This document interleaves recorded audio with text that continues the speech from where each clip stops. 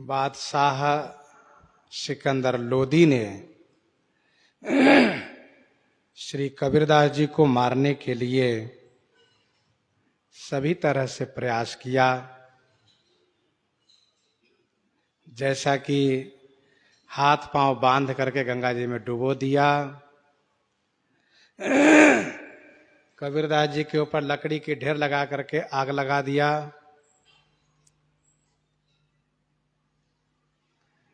इसके बाद मतवाला हाथी को मदिरा पिला करके कुचलने के लिए आगे कर दिया, लेकिन विफल होई सब उद्यम ताके जिन पर द्रोह निरत मन साके। जो पै कृपा रघुपति कृपाल की बैर और की काह सरई। होई न बाको बाल भगत की जो को कोटि उपाय करई। तकई मीच जो नीच साधु की सोई पामर तेई। मीच मरई वेद वित प्रहलाद कथा सुनि कोन भगति पथ पांव धरई।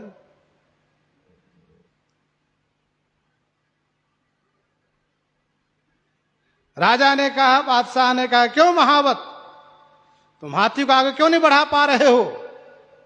महावत ने कहा, हुजूर हाथी के आगे सिंह बैठा हुआ है, मुझे तो नहीं दिखाई दे रहा है। कहा, आप यहां आकर देखिए तब दिखाई देगा आपको।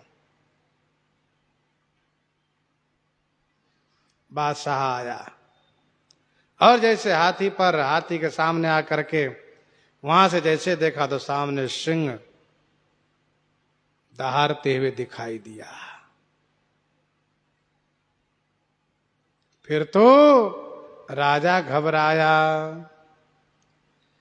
देखी बादशाह भाव कूदी पर गहे पाव।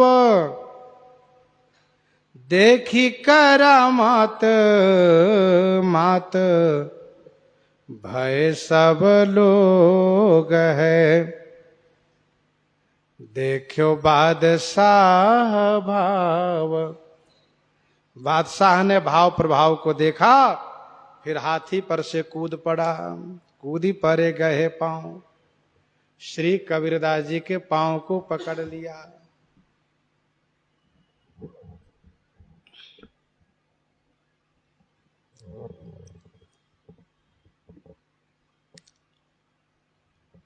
और देखी करामात। करामात माने चमत्कार देख करके मात भय सब लोग है। सब लोग मात भय माने हार गए, सब परास्त हो गए।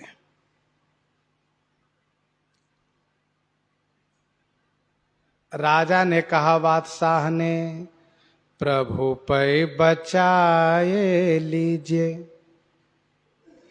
हमें न गजब कीजिए। दीजिए जो इच्छा हो गांव, देश नाना भोग है। देश नाना भोग है।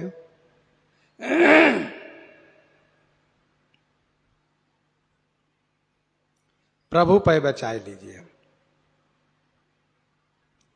सिकंदर लोदी ने कहा, खुदा से मुझे बचा लीजिए। आप अपने प्रभु भगवान से, खुदा से बचा लीजिए।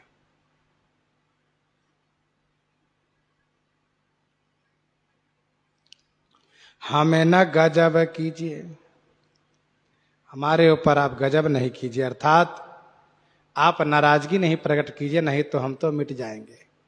वो सिंह जो बैठा है ना सामने, मार डालेगा हमें। याद आ गया सिकंदर लोदी को कि जिस प्रकार से हिरण्यकश्यप को भगवान नरसिंह ने मार दिया था, प्रहलाद की रक्षा की थी।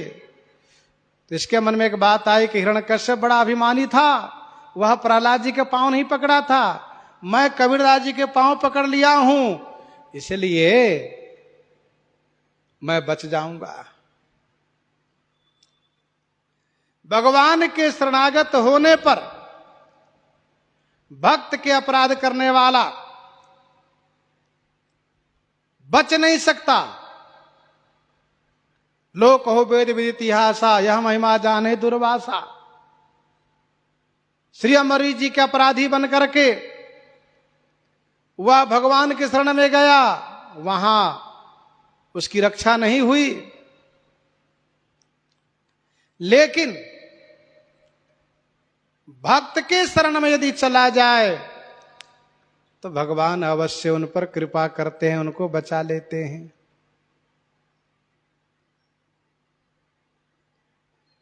भक्ता अपराधी भगवत शरणागति से बच नहीं सकता, लेकिन भक्ता अपराधी यदि भक्त के चरणों में प्रपन्न हो जाए तो वह बच जाता है। बादशाह ने कहा कि प्रभु पे बचाए लीजिए, हमें ना गजब कीजिए।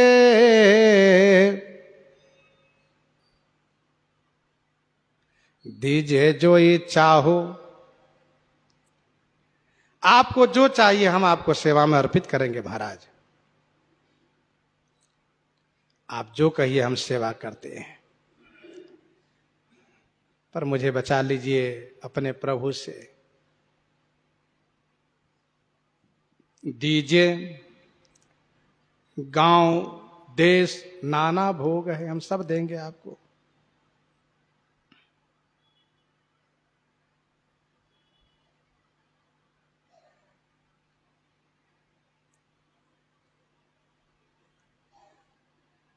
प्रभु पर बचाए लीजिए, हमें न गजब कीजिए। हमें न गजब कीजिए का अर्थ तो यह है कि हमारा नुकसान ना हो महाराज। दूसरा अर्थ यह है, कबीरदास जी ने कहा कि हम लोगों पर इस तरह से गजब मत किया करो, साधुओं के साथ ऐसा दुर्व्यवहार नहीं करना कभी, नहीं तो सेवक बैर बैर अधिकाई, यद्यपि सम नहीं राग न रोष गाहे न पाप पुण्य गुण दोष। भगवान भक्तों के लिए ही अवतार लेते हैं, भक्तों की रक्षा करते हैं, भक्तों के लिए चरित करते हैं। राम सदा सेवक रुचि राखी, वेद पुराण साधु सुर साखी।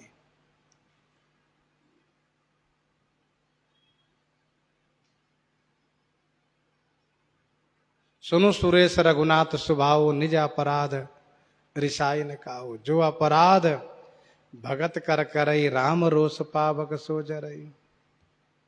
श्री कबीरदास जी ने कहा मुझे कुछ नहीं चाहिए, चाहिए कि राम जाको जप आठो जाम। मैंने पहले भी कहा था, मैं केवल राम जी को प्रणाम करता हूं, राम जी को जानता हूं, किसी को नहीं जानता। और अभी भी कह रहा हूं, अरे चाहिए एक राम, मैं केवल एक राम जी को चाहता हूं। जप आठो जाको जप आठो जाम, जिनके नाम को आठों जाम हम जपते हैं। तुम पुण्य राम राम दिन राति, सादर जपहु अनंग आराती।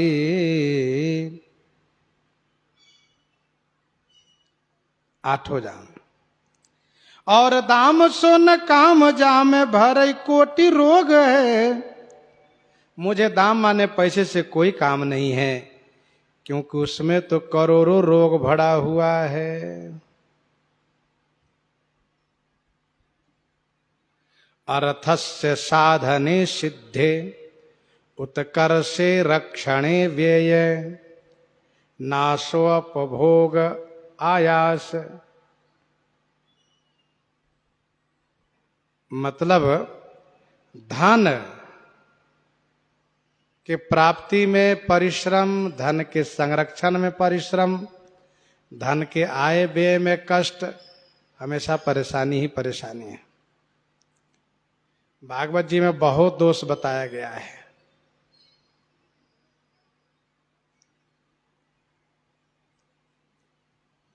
श्री कबीरदास जी ने कहा, जामे भर कोटि रोग है, करोड़ों रोग भरा हुआ है।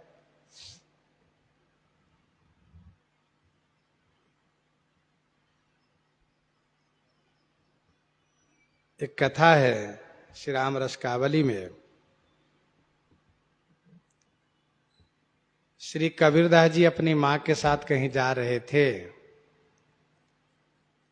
तो इनकी माँ नीमा ने रास्ते में पड़ी हुई 4 थैली देखा, मोहरों से भरी हुई थैली थी, तो बढ़ी उठाने के लिए। श्री कबीरदास जी ने कहा, माँ मत उठाओ उसको, न छुओ, क्योंकि धन पराव विषते विष भारी, भारी विष है, मत छुओ माँ। माँ ने कहा, बेटा पड़ा हुआ यहाँ ले चलो, साधु से लगा देना। कहा, ना मैया ना, इसको मत छूना।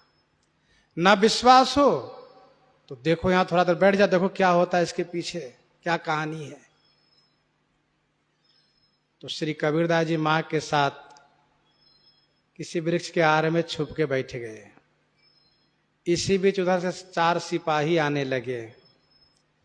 कबीरदास जी ने कहा, उधर मत जाओ, उधर डाइन रहती है, खा जाएगी। सिपाही काहे को मानेगा, आगे बढ़े। देखा 4 थैली पड़ी, तुरंत उठा लिया चारों ने। कहा, इसीलिए बाबा जी मना कर रहे थे, जैसे कि हम लोग इधर ना आवे तो धन उसको मिल जाए। इसके बाद चारों लेकर के चल दिए। कबीरदास जी ने मां से कहा, मां चल के देखो क्या होता, आगे चलो। ये चारों सिपाही नगर में आए और एक धर्मशाला में कमरा लिए, धर्मशाला में ठहर गए। एक व्यापारी का धर्मशाला था।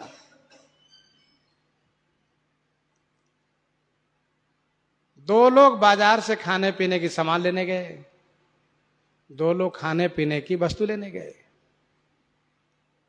जो लेने गए वह विचारने लगे कि देखो इस धन का 4 भाग होने वाला है, कहाँ, क्यों न उन दोनों को मार डालो, सब अपने दोनों लोग हो जाए। कहाँ ये बात सही है, तो हम लोग खा पी लेते हैं और उनके लिए खाने पीने की चीज में जहर मिला कर रख देते हैं, वो दोनों मर जाएगा, हम लोग धन लेके चल देंगे कल। कहाँ है, तो ठीक है। ऐसा ही किया, बाजार में खा पी करके और इनके लिए लेकर आए, उसमें जहर मिलाकर आए। ये दोनों जो यहां बैठे थे धर्मशाला में, सोचने लगे कि वो दोनों मर जाते, धन हमको मिल जाता।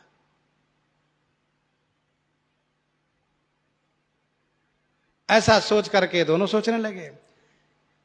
अब जैसे वो दोनों आए, भोजन पानी के सामान, अब जब राह में धन पाए हैं तो बुद्धि तो कुबुद्धि हो ही गई है, उल्टा सीधा खाए पिए। आते ही कहा, देखो भैया तुम दोनों खा लेना, अब हम तो दोनों सो रहे हैं। वो दोनों सो गए। वो दोनों सिपाही जो बाजार से भोजन के सामग्री लाए, वो सो गए। इन दोनों ने कहा कि देखो, आंख से इशारा कहीं मत खाओ, इसको मार के ही खाएंगे। कहाँ ये बात ठीक, सो जाने दो इसको। घंटा 2 घंटा हुआ, पता चला कि गहरी नींद में है, तो उठ नहीं सकता है। और फिर मदिरे का सेवन किया है, नशा में धूत है। बस इन दोनों ने मिलकर उन दोनों को मार डाला। और मारने के बाद ये दोनों जो है, फिर वो जो सामान यहाँ जो भोजन की सामग्री आई थी उसको खाया पिया, और खा पी करके ये दोनों सो गए। वो दोनों मर गए, वो दोनों मर गए, चारों मर गए। चारों मर गए, चारों मर गए। चारों को मर जाने के बाद यह सूचना गई थाने में। थानेदार साहब आए, चारों लाश को ले गए, पोस्टमार्टम कराए। 2 को हत्या की गई है, 2 को खाने पीने से मृत्यु हुई है। लेकिन ये सब का कारण ये कौन, धर्मशाला वाला मालिक है। तो धर्मशाला वाले मालिक को कारागार में बंद कर दिए। और वो 4 थैली मोहर सिपाहियों ने ये माना, थानेदार ने, इसी धन के लोभ में इस व्यापारी ने, धर्मशाला वालों ने इनको मारा है। फिर उस 4 थैली धन मोहर को, व्यापारी को तो जेल में बंद कर दिए, उन धन को तथा उनके और भी जो संपत्ति है सबको राजकोष में जमा करवा दिया थानेदार ने। ये कहानी हुई। कबीरदास जी की मैया ने कहा, बेटा भागो यहां से, बहुत खतरा है। कहा, नहीं मैया, थोड़ा और देखो ना क्या होता है। ये बहुत जहरीला धन है। और देखो क्या होता है। कहा क्या होता है। कहा थोड़ा और रुको। जहां से उस धन के थैली लेकर के सिपाही लोग आए थे, वह दूसरे राजा की राज सीमा थी। दूसरे राजा की राज सीमा थी। अब ये बात उस राजा के पास पहुंच गई कि आपके राज सीमा में धन की 4 थैली पड़ी थी, जिसको उस राजा के सिपाही ले गए और सिपाही चारों मारे गए हैं। धन राजकोष में जमा है। उस राजा ने इस राजा के पास दूत भेज कर कहलवाया कि देखो, वो धन हमारे सीमा में था, इसलिए वो धन मेरा है। सम्मान पूर्वक वह धन मुझे लौटा दो, नहीं तो लड़ने को तैयार हो जाए युद्ध के लिए, मैं तो ले ही लूंगा। तो इन्होंने भी उसका प्रत्युत्तर दिया कि धन मैं नहीं दे सकता हूं, युद्ध भले कर सकता हूं, इतना कमजोरी मत समझना। बस उधर से सेना आई, इधर से सेना गई, और उधर से राजा, इधर से राजा, युद्ध हुआ। उस युद्ध में दोनों राजा वीरगति को प्राप्त हो गए, दोनों मारे गए। कबीरदास जी ने कहा, मैया देखा, 2 राजा मिट गए, सिपाही तो मरे ही, धन में कितना दोष है देखा। कहा बेटा, अब मैं किसी का धन नहीं लूंगी। इसीलिए जब भगवान उस केशव बनजारे के रूप में धन लेकर आए थे, तो मैया कह रहे थे, ना ना, मेरा कबीर किसी से 1 रुपया नहीं लेता है। अरे किसी का और कबीर की संपत्ति होगी, वहां जाकर पहुंचाओ। इस प्रकार से कबीरदास जी महाराज महाविरक्त। राजा ने बहुत प्रयास किया, सिकंदर लोदी ने, लेकिन उन्होंने कुछ नहीं लिया। आए घर जीति साधु, मिले करी प्रीति, जिन्हें हरि को प्रतीति वे, गायबे को जोग है। कोटि विघ्न सिर पर परई, कोटि दुष्ट के साथ, तुलसी कछु न करी सकई, जो सहाय रघुनाथ। आए घर जीती, जीत करके घर आ गए। कौन? श्री कबीरदास जी महाराज।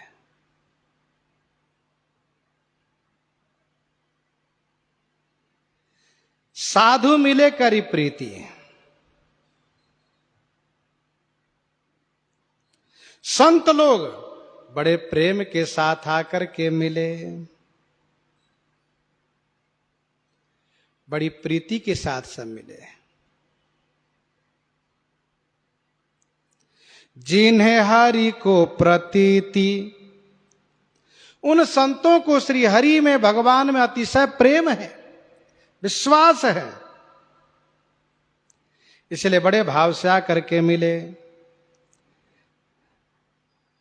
गोस्वामी श्री स्वामी प्रियादास जी कहते हैं, श्री कबीरदास जी जैसे जिनको श्री हरि में अतिशय प्रेम हो, विश्वास हो, जिन्हें हरि को प्रतीति वही गाइबे के जोग है, वही गाने के योग्य हैं, उन्हीं का गायन करना चाहिए।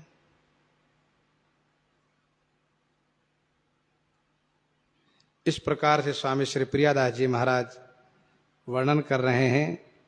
इन्हीं के साथ आज सीताराम सीताराम सीताराम सीताराम सीता